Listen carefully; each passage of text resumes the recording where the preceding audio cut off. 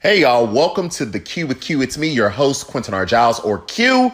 And Chile, I just got finished watching Michael Cohen talk about his new book down there on the Rachel Maddow show. And I'm just like, okay, Michael, give us the tea. Now, a lot of these things that he talked about, we kind of already knew or suspected, but like I always say, it's always good for when we get confirmation from someone who's in the room, right? Who's intrinsically involved in the day-to-day to come out and say, hey, this is actually a thing. You don't have to speculate. You don't have to guess. You don't have to wonder because it is a thing.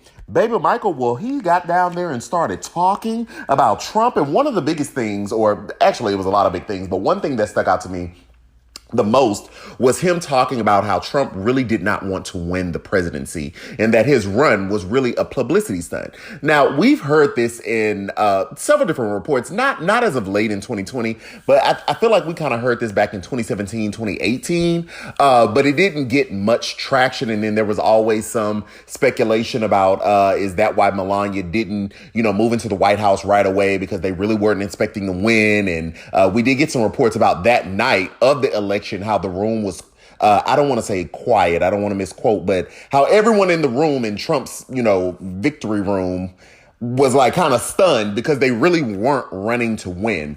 Michael says that Trump was running as a national publicity stunt. And the reason he kept cozying up to Putin and to the Russians down there on the campaign trail was because he was looking for some Russian money. That's what he was looking for. One second, y'all. Oh, excuse me. Okay, we keep it real right here. I'm not going to edit that out. But he wanted some Russian money because, down here in the States, every major bank had pretty much been done with Trump except for that Deutsche Bank. And we still waiting on them investigations, okay? Because they got all the shady shenanigans that seems to be going on. But our good auntie Maxine Waters, she's on it. We'll find out what's going on one day. But that's what Michael Cohen was saying, that Trump was really trying to get, like this publicity and try to do this Trump Moscow Tower deal, which ultimately led, to the Russia investigation. That was kind of what was going on, or what kind of led into that investigation, right? Because they weren't really running to win, and so they were having these contacts, and obviously that looks weird. And the stuff that he was saying publicly, like Russia, if you're listening, asking them to interfere in our election, all led to those things. But what Michael Cohen was saying was he figured if he cozied up to Putin in public and said nice things, they could do this Trump Moscow deal where he would give Putin the top penthouse on the building, right? And by giving the president of a country, especially an autocrat, the penthouse, that then the square footage under him, right? Every other room under him immediately goes up in value to whatever it would have been. So it was a money-making thing that Trump was really trying to do. Now, the gag is he actually won. And now we sitting here dealing with the foolishness and the shenanigans. And Michael Cohen is saying, absolutely, now the power has gone to his head. He didn't want it before, but now that he's got it, like he looks to dictators like Erdogan in Turkey and Putin in Russia and Kim Jong-un in North Korea. He looks to that because that's what he wants. He doesn't want to be president. He wants to be the autocrat, the dictator. But we got news for him, baby. This America, and with all of our dysfunction and all our stuff that's wrong over here, baby, we don't do no dictators or no autocrats. Now, those are things we're not going to do. I could give you a little history lesson, but I don't feel like doing that right now. But that was interesting that he said that. Another thing that Michael Cohen said, let me look at my notes here, because I took notes, is that based off of what he's been saying, there are investigations that have spawned from that. He did an interview with Lester Holt at NBC today as well. And he said there's about 11 investigations that he knows of that have been spawned based off of what Michael Cohen said, either in his testimony to Congress or what he said to investigators behind closed doors. Now, we need to know what that is. 11? 11. What's 11? Because, we thinking money and taxes. That's one. What's the other 11? Okay, Michael Cohen, we need to know, but he didn't give us all the tea. He saved some of that political tea for the investigators to do that. But we'd love to know what those 11 investigations were. I'd really like to know what that is. But anyway, he also left us with a question in asking, or I think Rachel Maddow might have asked him, why were you the only one that was charged in the campaign finance scandal, right? The scandal centered around the $130,000 paid to Stormy Daniels over an alleged affair so that she wouldn't speak out before the 2016 election, so that, it wouldn't hurt his chances, which is funny when you think about it, because if he didn't expect to win, why did he care? Maybe it was an image thing. I'm not sure. That just clicked to me. If you really didn't expect to win, why did you work so hard for like these scandals not to come out? Maybe it was to, save embarrassment and not tarnish the brand. And obviously, his wife, and apparently, he had the affair when she was pregnant with their son. So it could be that, but I don't know. That's interesting to me. But anyway, Michael Cohen was working at the direction of Trump, and we've seen the photos of the checks, right?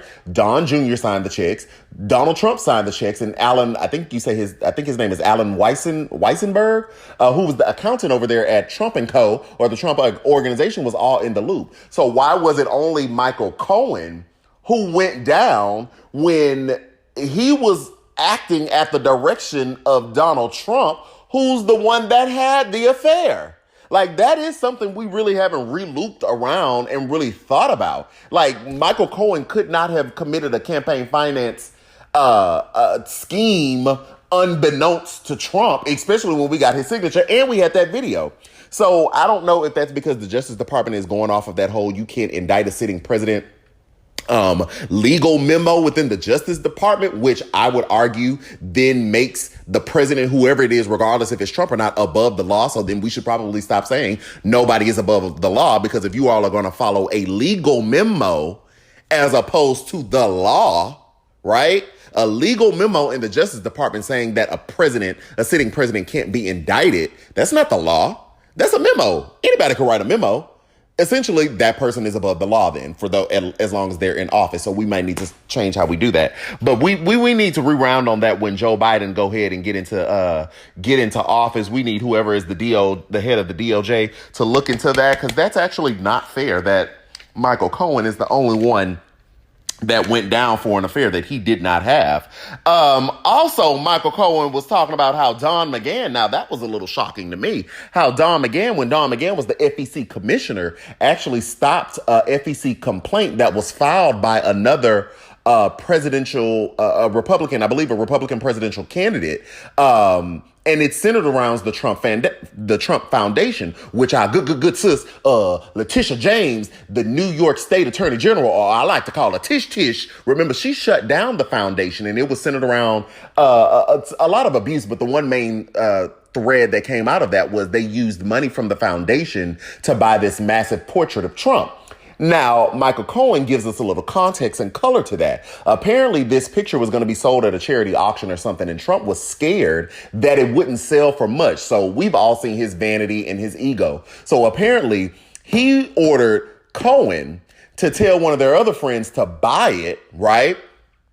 And then they would reimburse him, and they end up reimbursing him via the foundation, which then ends up leading to Tish going ahead and shut it down. But you can't use no foundation money for that. You can't not do that. Okay. You can't just be doing whatever you want to do with a 501c3. You can't just do what you want to do with a nonprofit. There is rules and regulations to that money.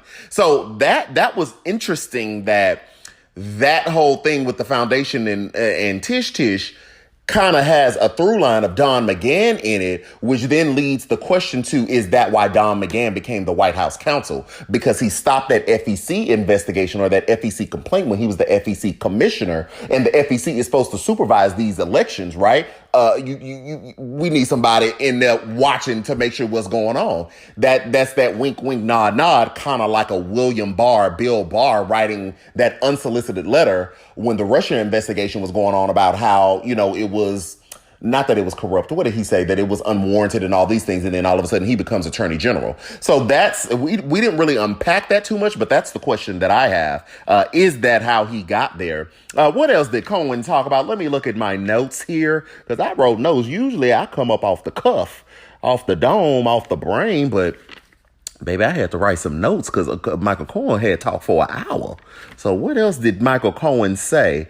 Let's get into this one. Now, he did talk about, during the 2016 election, how there were salacious rumors around Ted Cruz and a false allegation that his father was linked to the JFK assassination. Those were floating around in like the National Enquirer and other rumors about unfounded rumors about Marco Rubio having a drug problem. Again, this was all around the time that they were running for president, right? And so what Michael Cohen said, well, you know what? I'm going to take a quick break. And then when we come back from the break, I'll tell you what Michael Cohen said about that. Okay, welcome back, guys, to the Q. We're talking about Michael Cohen. Now, what I was saying was, before we went to break, how Michael Cohen was talking tonight on Rachel Maddow about how Trump personally approved these salacious rumors to go in the National Enquirer. Cohen said that he talked to the head the head of the National Enquirer would come to him and say, hey, we're thinking about running this story, these salacious allegations like Ted Cruz's father is linked to the JFK assassination or Marco Rubio has a drug problem. See what Trump thinks, right? Michael then takes the information back to Trump. They talk about it. Trump gives the okay. 2 to 3 days later, it's in the National Enquirer. So one begs the question, well, Rachel even begged the question, does Marco Rubio or does Ted Cruz know that this is how that happened? And Michael Cohen was like, well, he does now. I guess we all know now. And Michael Cohen said it really didn't matter who it was. If they were climbing in the polls, again, 2016, when everybody was running, if they were climbing in the polls close to Trump, that's who they would go after, especially in the National Enquirer. So I wonder how Michael or how Ted Cruz and Marco Rubio feel about that tonight, because over these past 4 years, they have capitulated their stance as a U.S. senator. As a U.S. senator, not even to put a senator against a congressman, but come on, you are a senator. You have a certain level of prestige and power, okay? You have capitulated that to a man who signed off on the baseless attacks against you, and you have watched him denigrate that office. You have watched him break laws. You have watched him be immoral and corrupt and ain't did nothing. I wonder how they feel tonight. I would feel absolutely embarrassed, completely embarrassed. What else did Michael Cohen say? Now, this was interesting. Now, if you follow me on Instagram or TikTok, we did do this story a couple weeks ago surrounding Jerry Falwell Jr. and his wife. Now, originally, I said, I didn't really want to report the story. I don't have no parts in the sexual deviance and the salaciousness and all that. Baby, we talks politics. But we got a story that somehow Michael Cohen was linked to helping them out and fixing some stuff. And the claim was that Jerry Falwell Jr. gave Trump his endorsement because Cohen cleaned some stuff up. So I said, well, now, wait a minute, this politics, what happened? What had happened? Well, Michael Cohen says today that he actually confirmed. He said, yes, I did help them with some stuff. It's not the current story, with the pool boy. That's not what he helped them with. He said he helped them with something else that centered around Jerry Falwell Jr.'s wife and some naked photos and some other man. And he said he never, nucked if you bucked or bullied the person who allegedly had the photos. He always talked to the lawyer. And he made a point to say, also with what was being said about him in relation to Stormy Daniels, like pushing up on her or somehow accosting her or threatening her. He was like, I never talked to Stormy. I always talked to the lawyer, right? So going back to Falwell, he was saying, he did talk to the lawyers and tell them, if you're trying to extort them, this is what's going to happen. We might have to call the FBI. And then, the story, it kind of went away and the photos never came out. But he said all that to say also that the story that somehow Jerry Falwell Jr. Endorsement of Trump was centered around that is false. The reason that was even a story because Jerry Falwell Jr. is this highly known evangelical and kind of gave Trump the evangelical support, shout out, whatever you want to call it. Look the other way against your morals and your values and what scripture says. No politician is perfect, but I mean, the way some of these people have I don't know. I don't want to get too deep into it, but we can't be reading the same Bible because we just can't be. Anyway, but he was saying that is actually not true and that the Falwells or Jerry Falwell Jr. would have endorsed Trump regardless because Michael Cohen is in close contact with them. He says he talks to the Falwells or he talked to them when he was in prison. He even said he talked to him earlier today. He was like, so basically, they're friends. So they would have endorsed him regardless if what's his name? Michael Cohen would have done some fixing and some cleaning up. And the very last thing that we already know, but again, it's just good to hear somebody say it that was in the room. Cohen says that Trump's biggest issue with Barack Obama is that he was black, educated, and president. And those were his exact words. I'm not adding my own little color to it. That's what Michael Cohen said. He said because he's black, went to Harvard Law, and he was president. And he said that Trump didn't even believe the birther claims. He said Trump knew the birther claims were ridiculous, but he liked the response that he got from the birther claims, which says that Trump is racist. And I wish people would stop trying to convince me that he wasn't racist. So you engaged in racist activity, in disparaging activity against the first black president, knowing you didn't think it was true, but you liked the reaction that you got from it. I mean, that's probably not going to change the polls because, I mean, his racism is pretty much baked in these last 4 years, especially. But again, thank you, Michael Cohen, for going ahead and confirming the story. Now, out of all of that, Michael Cohen is also saying, you know, of course, you don't have to like me, but I'm telling the truth. Of course, the White House is denying the story or denying everything that's in the book and saying, you know, Michael Cohen is a admitted liar. He lied to Congress and all this other stuff. And Michael Cohen was saying, yeah, but look who I lied for. I was lying for and at the direction of Donald Trump. So, baby, Michael Cohen had put all that out there. It's in the book. And now I don't plan on buying the book. You know, a lot of people have written a book about Trump. They not finna get rich off my dime. But I do like when they come and give the interviews because that way we can listen and get a little more color to what's going on. So, child, that's going to be it for the Q with Q tonight on the podcast. That's it. I just had to give y'all a little Michael Cohen update. I hopefully will be back tomorrow. Let me give you also a quick update. You can't order it now, but the No Man Pan mugs are here. I have them.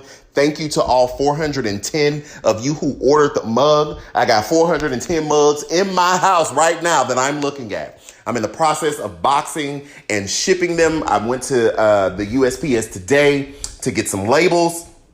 Baby, I don't care what Louis DeJoy do. If he try to defund the Postal Service, as many of these mugs y'all bought, baby, they ought to have some money after today. So those will be getting sent out very soon. I thank you and I love you all for supporting me and helping me do what I do. You know, you can always follow me on Instagram at The Q with Q. And if you're on TikTok, at Quentin Giles. Until next time, everyone, y'all have a great night. Hug your loved ones. Put your mask on because coronavirus is still out here. It is. And I'll see you next time. I always say I'll see you next time and I can't see y'all. I'll talk to you later here.